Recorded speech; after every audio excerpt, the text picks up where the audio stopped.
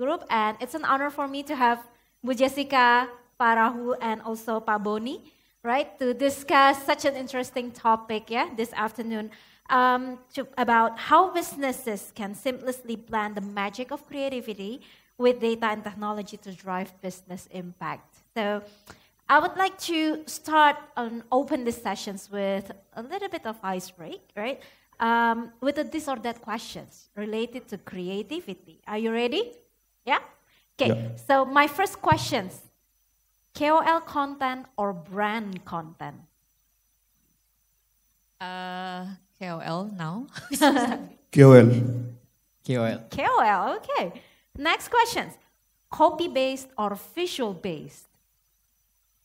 Okay, because of my background, I think I'm more visual-based these days. Okay. Always visual. Visual. Everybody seems to be like in the same answers. Okay, next questions, storytelling or story doing? Story doing, definitely. Storytelling or story doing? Storytelling. Story doing. Story doing. And last questions, organic or promoted? Ideally organic. I wish it's organic, yeah. Organic, more efficient. Awesome. Let's give a round of applause for our three speakers. So I will start our first round of questions, with data-related questions. So ladies first, Bu Jessica. What should brands to do leverage data into strong creative ideas? I was intrigued actually with the earlier session just recently by Pagai, I think from Nestle, who said that, data is nothing without you turning it into insight. And it is so true. Because data is data, people get exactly more or less the same. It's more like how you turn that into like a powerful insight that actually matters. Asking question like why until 7 times, then you get the true, what do we want to do with that? And I think that's the kind of shift that we are trying to do as well, to pinpoint what is the underlying tension, what kind of role a brand can play, what kind of things that we can do not only from profitability standpoint, but also to give back to our consumers. Okay. So from Pak Rahul, what do you think is the best way to properly measure and quantify the success of a creative campaign? Yeah, so see, there has been a lot of conversation these days, and it's quite fashionable to talk about. Is my voice so loud? No. Okay. Okay. Since I was going to speak about a bit counterintuitive thing, talking about data, talking about performance has almost become very fashionable now. Having said that, in marketing, the core of brand building still exists.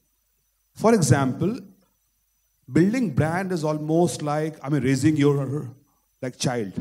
Your child will not become he'll not go to, for example, Harvard or Ivy League school on day one.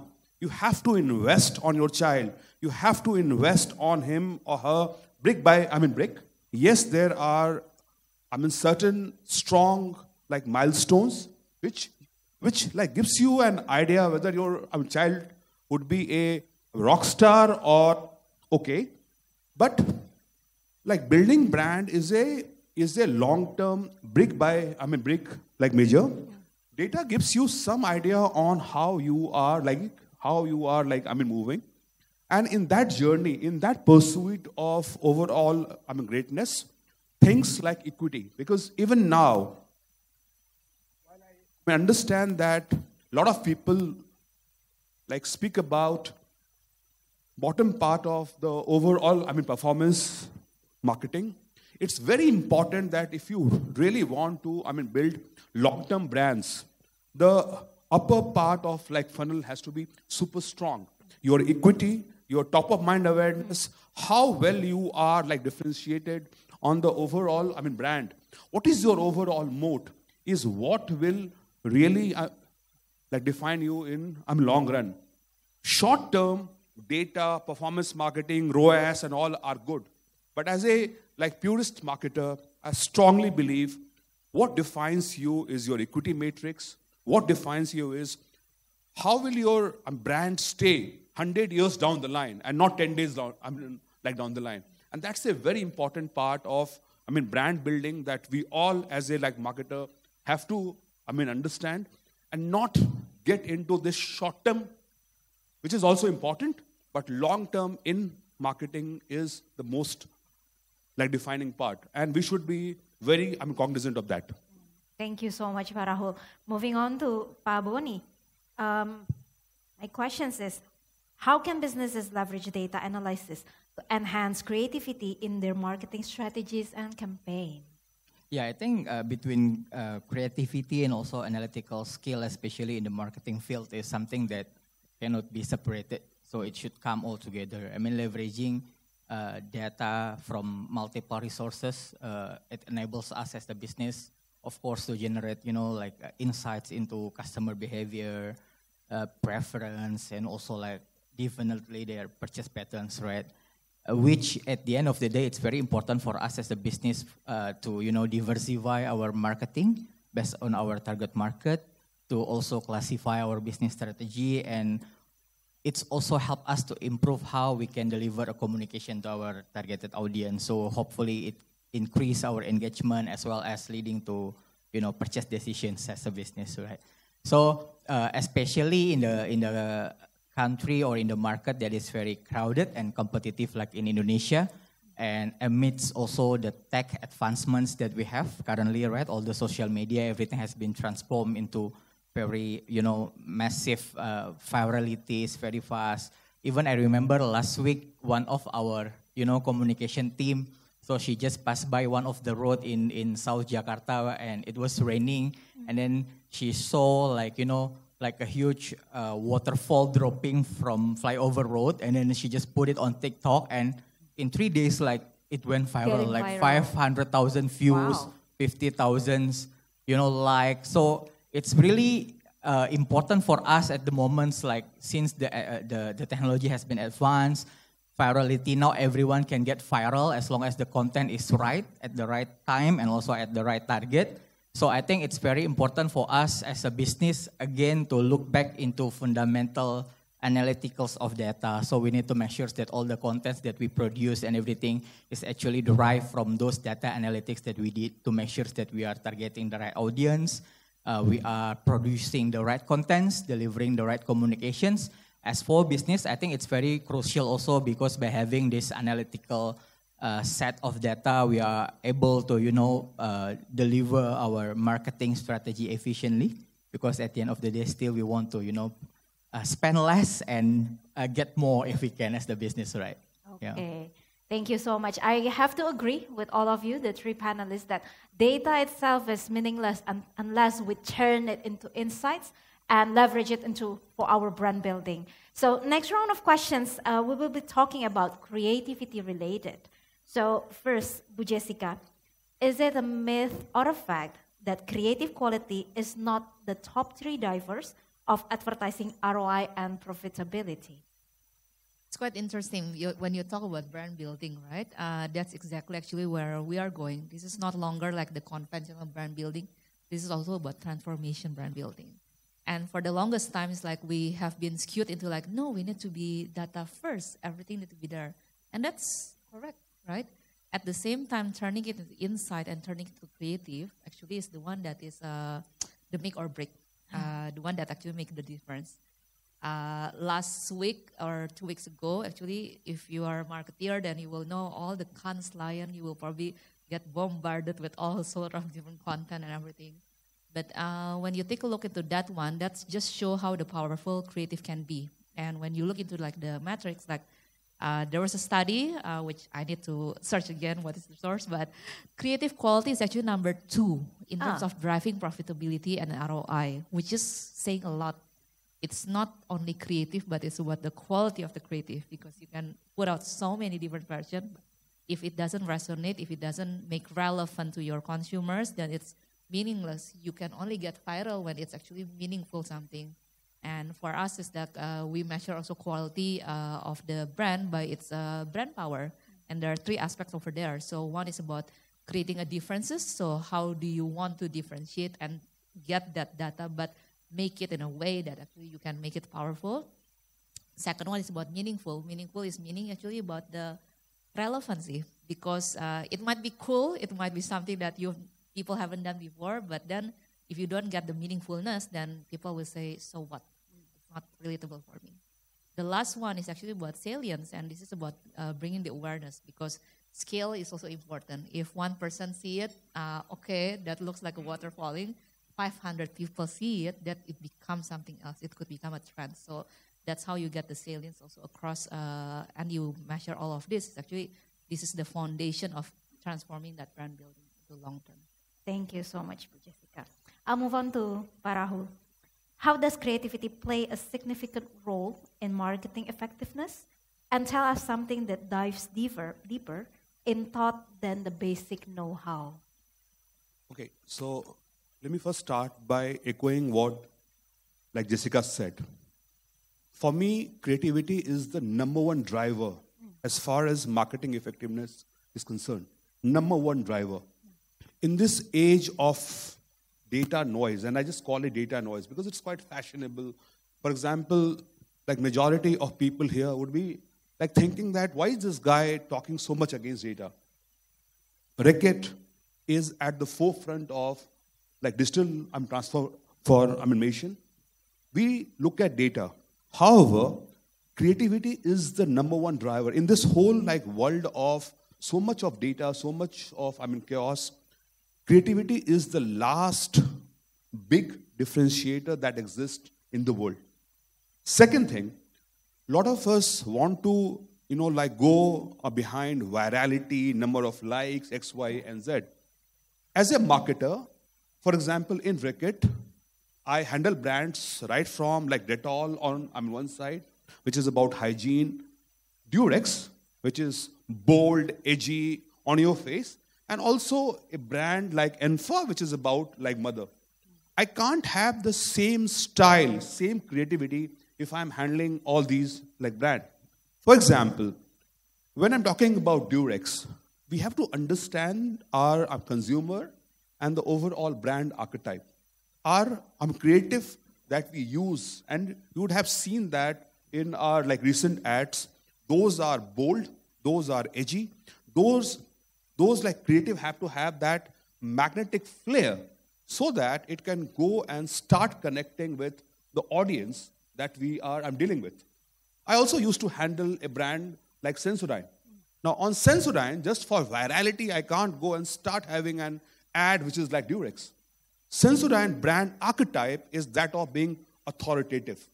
It is about being authentic. It is about being like quietly, confident. And therefore, the first and the most important thing to like understand is your brand DNA, is your like brand archetype, what drives salience as well as what drives like meaningfulness for your like brand in the market. But for both Sensodyne as well as Durex that I spoke about, while we use different creative, one is very like daring, other is quite boring, both of them work very effectively for those brands. And therefore, as a brand marketer, it's very important to understand right from the insight to what your like consumer is looking for, and then use like creativity, as a overall like measure of how do you drive real differentiation in the market. Virality, organic, non-organic is later. It's like an outcome. Don't start with the outcome. Start with the input matrix. If you have the strong foundation, your brand will grow. Remember, brand has to exist for 100 years. We all are just marketing for like 2-3 years. And it's important that we build strong fundamental for our brand if we really want to drive a long-term brand differentiation and not get lost in this quagmire of data, which is important, which is very important to like draw insight, but that should not be an overall outcome. Okay. Thank you so much, Pak Rahul. And moving on to Pak Boni, from travel perspective, how can business embrace creativity in driving marketing effectiveness that meets the customer needs? I think from the travel industry, as we noticed that, how our audience currently also has evolved, the way they search for their holiday destinations, the way they search for hotels, the way they search for flight also has changed. And we do believe also some of our segments, they have more comfortability with, browsing online, trying to find from similar OTAs. Some of them, maybe they more comfortable with purchasing offline, going to our, counter immediately to purchase for flight tickets and etc. So I think as the business also, we need to be adaptive enough to, to face those new changes in terms of customer preference. So that's why I think this is aligned also with the initiation of how AirAsia from a low-cost carrier company initially, right? We raised as the low-cost more than 2 decades ago. And then just recently, I think around another 2 years back, we were launching our new entity as the AirAsia Super App, because we see this and we anticipate that in the upcoming years, people will change the way they observe the travel, the way they purchase the travel products also change. So that's why we are no longer an airlines company itself, AirAsia. Even AirAsia Super App, it's if you guys maybe have download our apps and open our website. Some of my friends, they're still surprised when they go inside AirAsia.com. Oh, turns out there are a lot of other airlines that you can purchase now within AirAsia Super App. Like, you are AirAsia, but you are selling other airlines. So yeah, that's the reality. I mean, at the end of the day, business comes first. So that's why we try also to adapt with the customer needs and having that to adapt with the market. But I think if I can share more, I remember I read some like an article, I think from McKinsey. It was published around 2021, I think, based on 2020 data compared to 2019 data.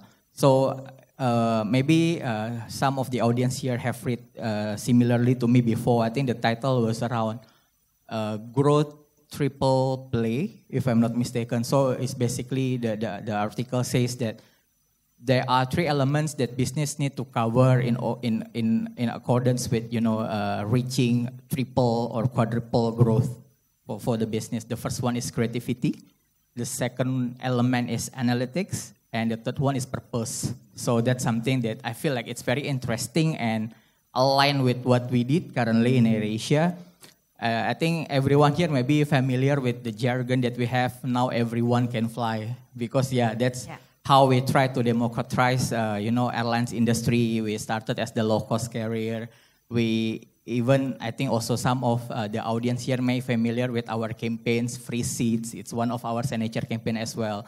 And that's also what drive us in AirAsia Super App. When we launch, we try to come up with, another purpose that we are Super App. So we come up with the DNA that we are travel Super App platform. We launch the campaign, it's super, and then we try to localize to Indonesia market. Between our travel vertical and also delivery vertical, we try to localize it. Surprisingly puas for delivery. And then for travel, we try to localize it to surprisingly hemat. So I think by having those combinations, again, to synergize with the purpose that we have as the company, I think that is the important one, because that's also something that we aware of and we try to do in terms of how we strategize our marketing efforts in AirAsia.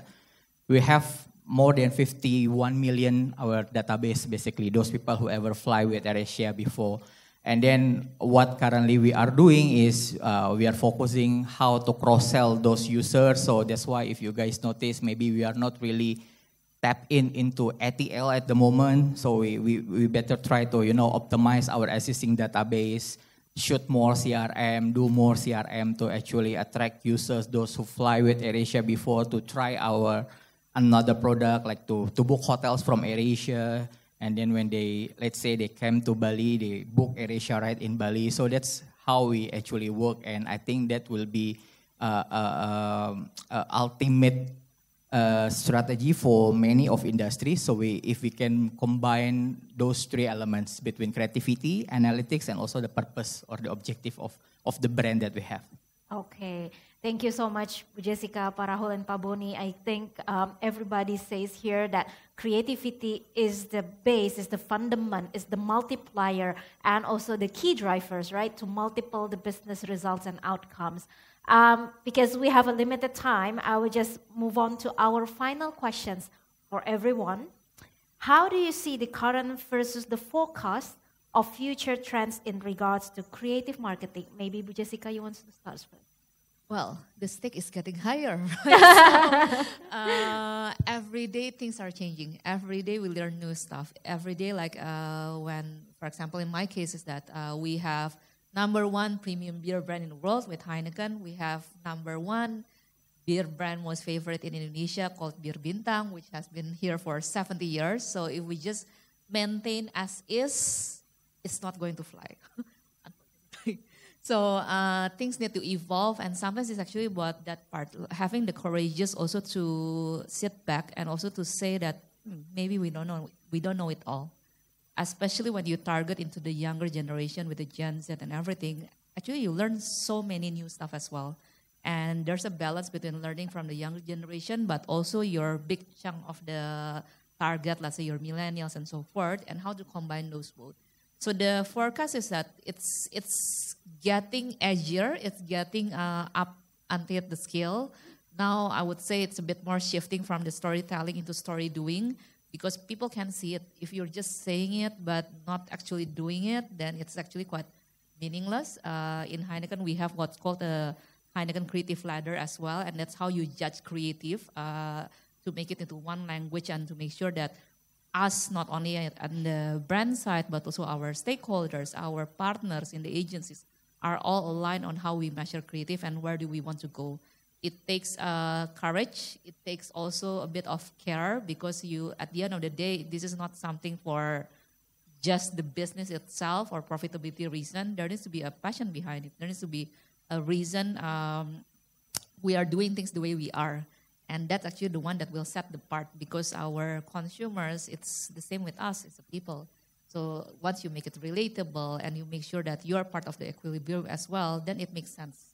And that's actually the way to grow the business in the long run. Great. I'll just echo what like Jessica said, and I'll just keep it short.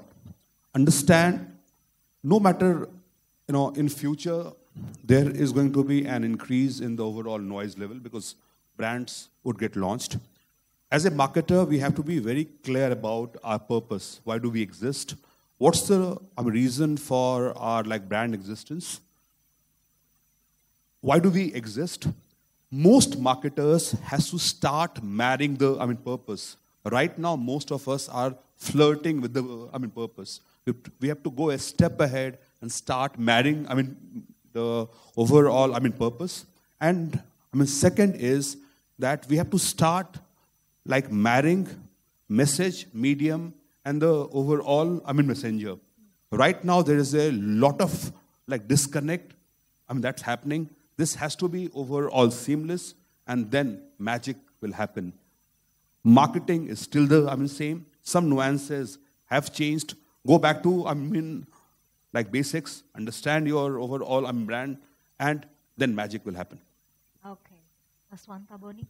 Yeah, I think from me, just to add on from Pak Rahul and also Bu Jessica, I think awareness is no longer enough. We need to really understand our customers, what they need. We need to attract or connect with them at the right time and also the right place, especially for my industry. I'm not FMCG like Bu Jessica and also Pak Rahul. It doesn't make sense for me to, let's say spending or burning all the budgets unless I really have a clear understanding of spending, not burning actually. We don't burn too. We spend. We acquire consumer, not burn. No, It's consumer long term. goods, right? It's People long can term. purchase more it's and more. It's long-term investment in your child, long-term, not burning.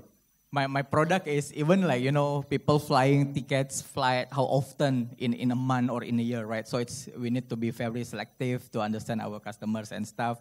And I think on top of that is I agree also that we need to find the purpose. We need to know our positioning, because competition is there. Yeah. We burn more, someone else can burn more. I think so we just need to find our battle pick our target audience and focus to develop the communication and also engagement towards that line. Thank you so much. What a wonderful sessions we have, yeah, Bu Jessica, Pak Rahul, and Pak Boni. Let's give a round of applause for this afternoon sessions. It's really great to hear your